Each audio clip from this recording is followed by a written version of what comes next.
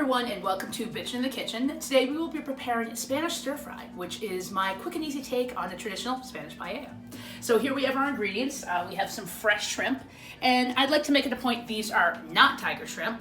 I actually finished the Tiger King documentary today. I want nothing to do with tigers. More on that later. Then we have our sauce, which is going to be made from cherry tomatoes, as well as cilantro, garlic, half an onion, half a red bell pepper, and lime juice. Now the base of the dish will have brown rice as well as black beans, and to garnish with some sharp cheddar cheese.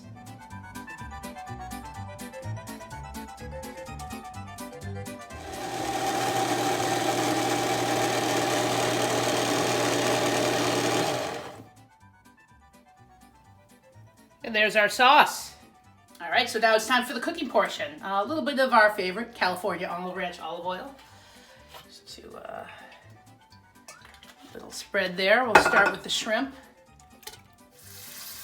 All right, we got our rice steaming and we have our shrimp cooking. So you really only just want to give them a little bit of a simmer, and then it'll be time to add our sauce. So you want to cook them maybe about like 50% of the way. Cook them 50% of the way, and then the rest, they're simmering in the sauce.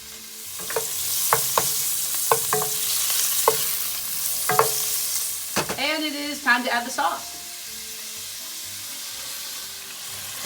You can go ahead and reduce the heat a little bit. Try to all simmer together there. And now it's time for the beans. And this is a little tip that I cannot stress enough. Rinse your beans, and here's why.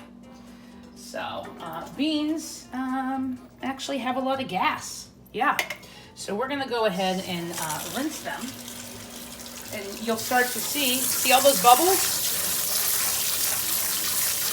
Bubbles are gas. We're releasing the gas. We're passing the gas. Because if we don't, you'll be ingesting that gas and it'll be gnarly. You know, now we're kind of all in tight quarters. There's a lot of people on top of each other. You do not want to be ripping ass like that. You will shat yourself. So basically rinse the beans until all those bubbles start coming out. That's when you know you're good. So now it's time to add our spices. We're going to throw some salt, some paprika, and some chipotle powder into it to give it a nice little kick. Normally I add cumin, but the store was out of cumin today. Hoarders and panic buyers. What can you do?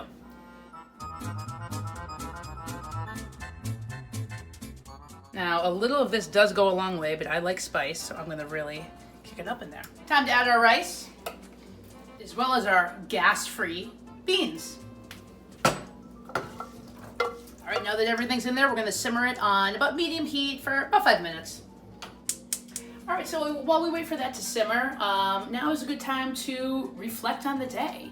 What the hell is going on with this Tiger documentary? Who are these people? There's a sex cult, fake boobs. Who are these women who worship this guy? Even the guys with Joe, they're like young, missing teeth, but attractive guys. What do they see in these people? Crystal meth. Don't do meth. This is where you're gonna end up. Tigers belong in the wild. They absolutely don't belong in captivity. Every time I thought it was done, it just got worse. And then they'd introduce a new character who maybe in the beginning seemed all right. They're all horrible people. Carol Baskin, in the beginning you think, well, hey, she's actually trying to do good here. Definitely killed her husband. And Joe is he's like this victim here. Expired Walmart meat. Oh God, he should be in jail. I think we go with 20-something years. And the fact that he'll probably be out in 5 years due to good behavior makes me sick. All right, so time to add our lime.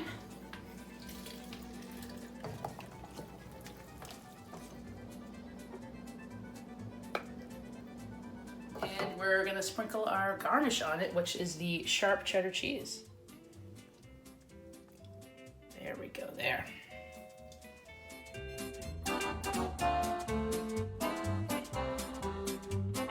So if there's any takeaway on today, it's wild animals belong in the wild, and every person on the Tiger King documentary belongs in a cage.